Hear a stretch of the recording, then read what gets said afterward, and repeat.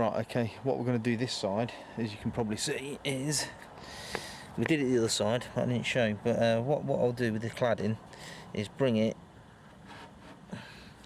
about 6 centimetres down, so that should cover this bit here. So if I bring it 6 centimetres down, that will cover that bit there.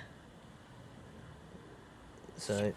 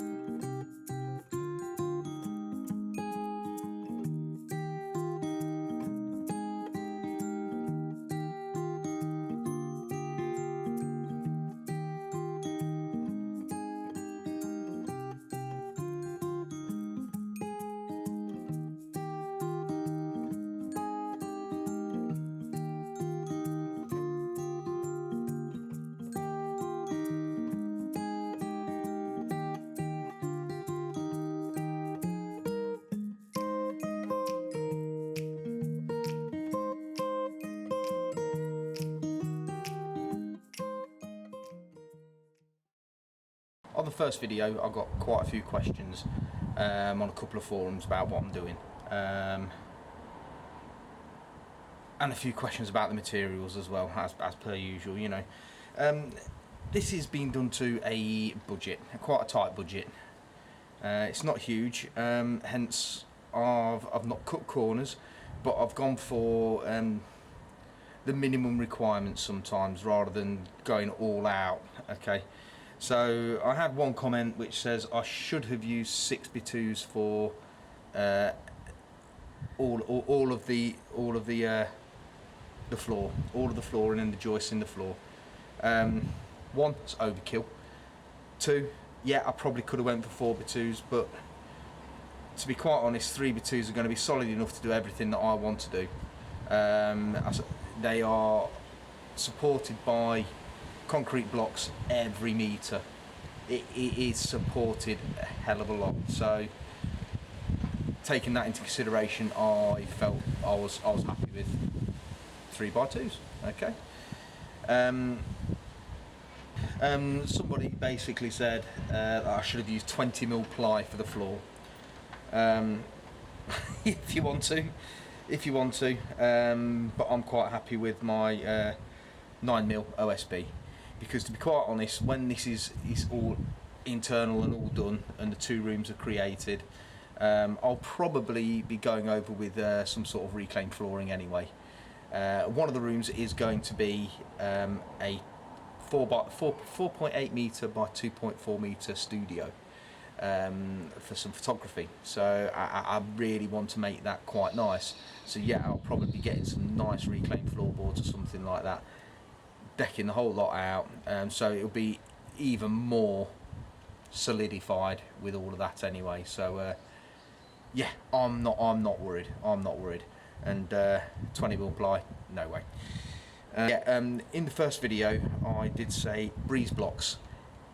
I was wrong. That was my bad. I've just always called them blocks of that shape and size breeze blocks. Now these are concrete blocks. They are heavy as hell. Probably about 20 kilos a piece. I think it said there was 7.2 kilonewtons or something like that from where I bought them from. So yeah, they're going to be absolutely fine for everything I want. Okay, should have done everything at 400mm centres as well. On the joists on the floor, I'm happy with 600mm centres. Again, I've been running around on this. I've been jumping up and down on it. I've been doing everything with it. It is fine. Yeah, thanks for subscribing as well on the last video. That's been absolutely fantastic. Just seeing where this goes, and yeah, I don't claim to be an expert. I'm not an expert. This is the first time I'm doing this. I'm not one of these which will do everything overkill. I'm not going to overkill anything because I don't see the point. One, cost. Two, you know, I don't want 9x2s joists front to back just because that's probably the best way to do it. I'm using 6x2s. They'll be fine. They'll do the job. When you look at the spanning tables, I'm looking at them, and it gives you details on how far you can span and exactly what it will support. And when most people give you advice, it's basically at the top end of it, saying you need to do exactly this to support one kilonewton or 100 kilos per square metre on top of the roof of dead weight. Even when it snows heavily here, I ain't getting that. So I'm not gonna go anywhere near that. So what I'm doing is when I get to the roof, I'll speak about it anyway and tell you exactly what I'm doing and why I'm doing it. But yeah, any advice you get, take it all, you know, with grace, and take it all in and try to understand why people are going that far, or what they want, what they think is the best. But do what's best for you. Just make sure it's safe. I think that's the main thing. As long as it's safe, happy days. All right.